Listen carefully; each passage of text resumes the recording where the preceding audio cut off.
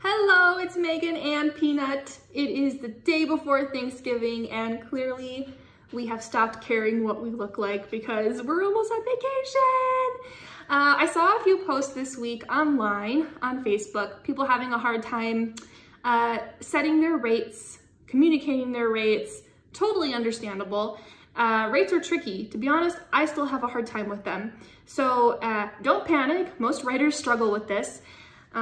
We all have a different way of doing it, but there are a few things I feel very confident in telling you, never do this. And that's what I want to share with you in this video.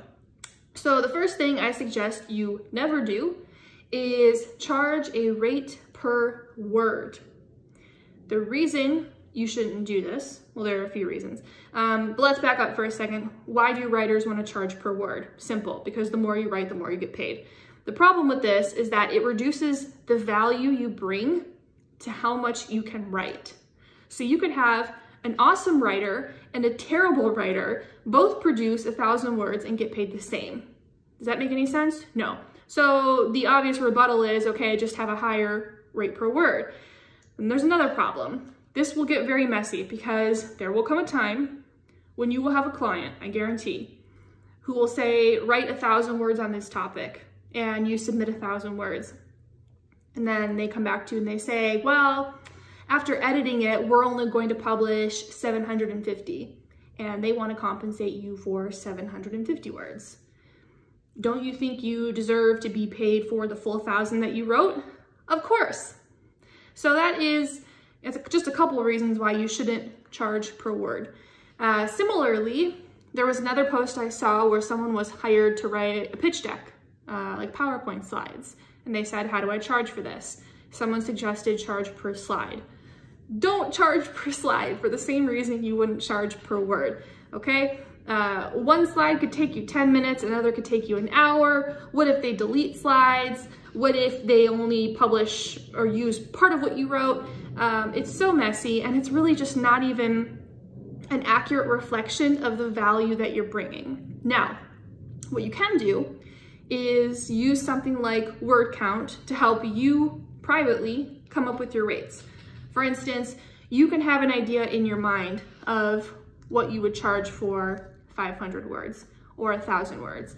I know that for 1,000 words, I won't go below a certain number. And then depending on what else I include in that, like images, keyword research, SEO, the number will go up. But what I don't tell my clients is for 1,000 words, I won't go below this rate. I don't want them to think that the rate comes down to the word count. A, because it doesn't. It comes down to a lot of things.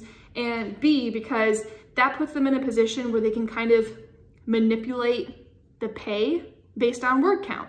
So, and that's happened to me before, where they've said, well, if you cut the word count in half, will you cut the rates in half?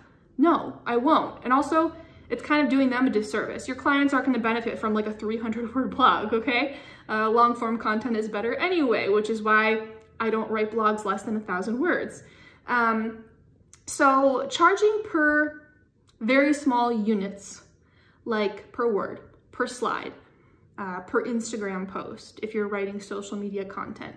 Very messy, not an accurate reflection of the value you bring, the expertise you bring. Charge per project, per blog, per month. I charge per month. Do you agree? Yes. And it makes things a lot easier. You'll be able to forecast your income more closely, which is always a nice thing, knowing how much you're going to be making. And in the long run, it's really better for both sides. All right, so that's the first thing I suggest you never do. Don't charge per word. The second thing, don't give rates on the spot. What I mean by that is if you are on a call with a potential client, naturally they're going to want to know what you charge. Once you've got an idea of the workload they're looking for, don't say, for this, I will charge that.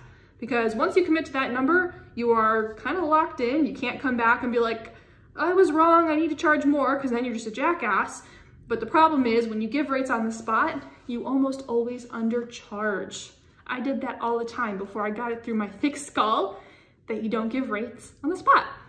What you can tell them is, you know, first of all, make sure you have all the information you need about the, you know, proposed workload.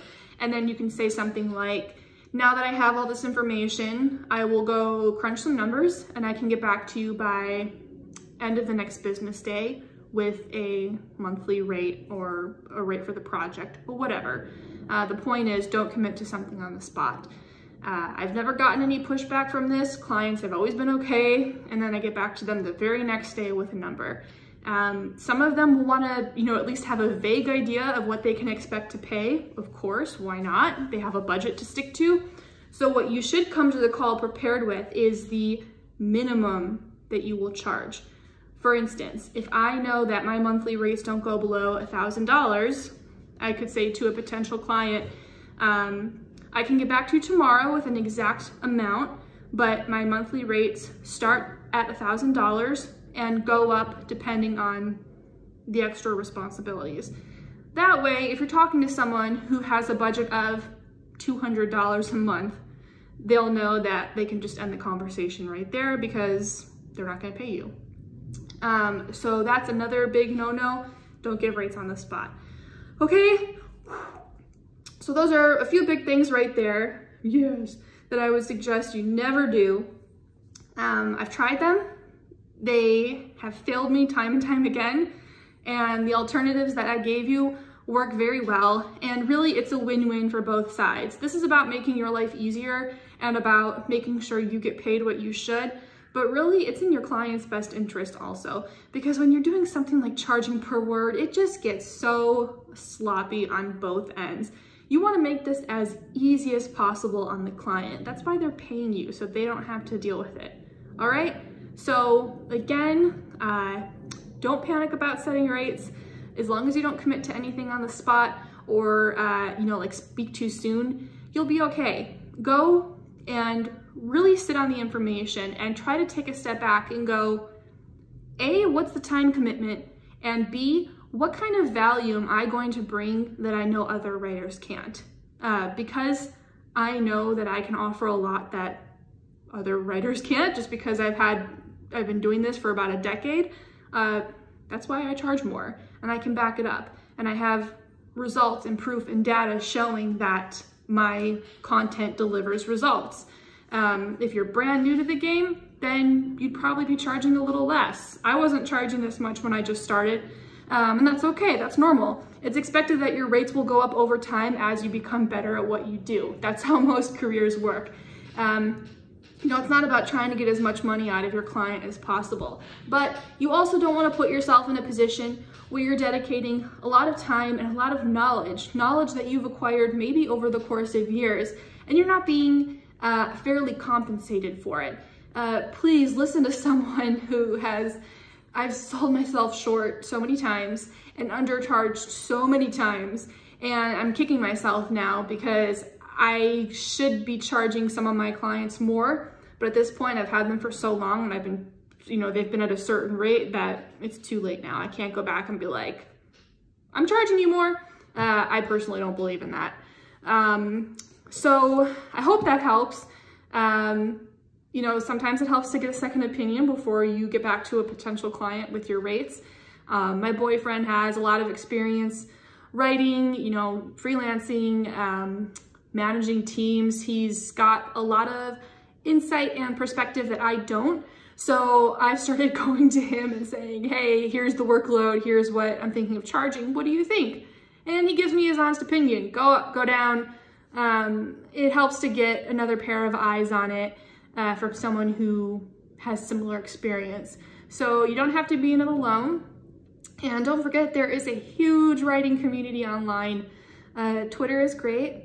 You have me, I'm your friend.